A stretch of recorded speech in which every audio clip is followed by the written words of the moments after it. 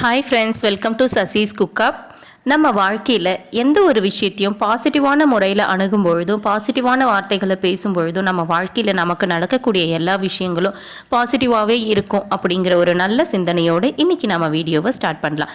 இந்த சண்டே நம்மளோட வீட்டில் என்ன குக்கிங் அப்படிங்கிறத பார்க்கலாமா? இன்றைக்கி சிக்கன் வறுவல் தாங்க செஞ்சுருக்கோம். வாங்க எப்படி செய்கிறது அப்படிங்கிறத பார்க்கலாம்.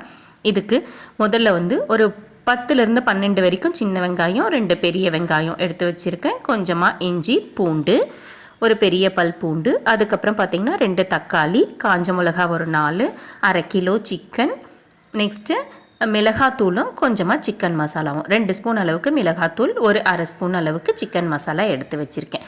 வாங்க இப்போ எப்படி செய்யறது அப்படிங்கிறத பார்க்கலாம். ஃபஸ்ட்டு ஸ்டவ்வில் ஒரு பேன் வச்சுக்கலாங்க.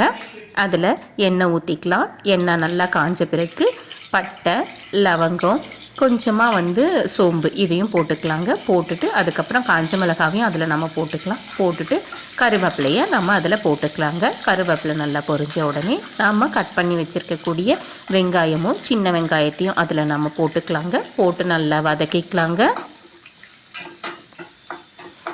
வெங்காயம் நல்லா பொன்னிறமாக வதங்கி வரட்டுங்க. வதங்கி வந்த பிறகு நம்ம இஞ்சி பூண்டு பேஸ்ட்டையும் நம்ம அதில் சேர்த்துக்கலாங்க. 2லேருந்து 2 ஸ்பூன் அளவுக்கு இஞ்சி பூண்டு பேஸ்ட் சேர்த்துருக்கேன். இந்த வறுவலுக்கு இதே மாதிரி சின்ன வெங்காயம், காஞ்ச மிளகாய், இஞ்சி பூண்டு பேஸ்ட் எல்லாம் போட்டு செஞ்சு பாருங்கள். ரொம்ப சூப்பராக இருக்கும். இதை நீங்கள் ரசத்தோடவோ இல்லை சாம்பாரோடவோ சைட் டிஷ்ஷாக நீங்கள் வச்சு சாப்பிடும்போது அவ்வளோ அருமையாக இருக்குங்க. அந்த 2 தக்காளி கட் பண்ணி வச்சுருந்ததையும் நாம் இதில் சேர்த்துக்கலாங்க. சேர்த்து நல்லா வதக்கிக்கலாங்க.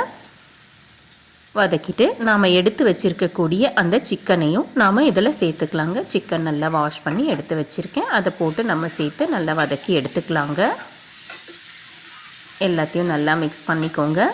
நான் செய்கிற இதே ஃபார்மேட்டில் நீங்களும் செஞ்சு பாருங்கள். ரொம்ப சூப்பராக இருக்கும். செஞ்சு சாப்பிட்டு பார்த்துட்டு இதனுடைய டேஸ்ட் எப்படி வந்தது அப்படிங்கிறத நீங்கள் மறக்காமல் கமெண்ட் பண்ணுங்கள்.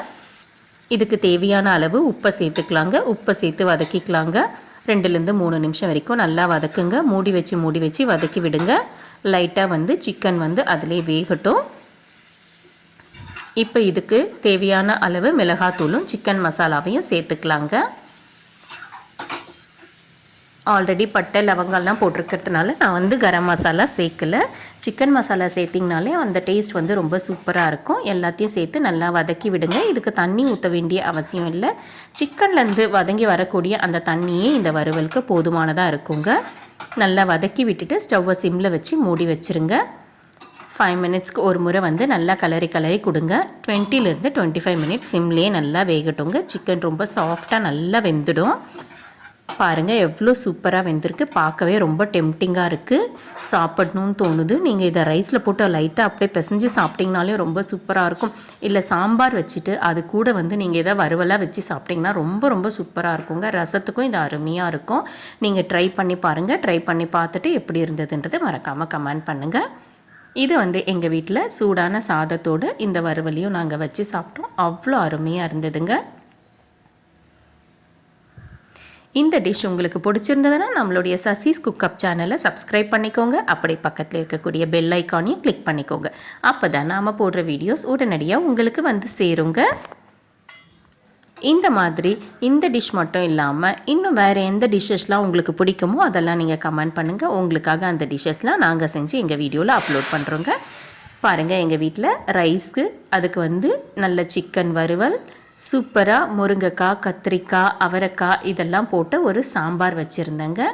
சாம்பார் வச்சுட்டு அதே மாதிரி கொஞ்சமாக தயிர். எந்த உணவு சாப்பிட்டாலையும் கொஞ்சமாக தயிர் சாப்பிடும்போது நமக்கு ஈஸியாக டைஜஷன் ஆகிடும்.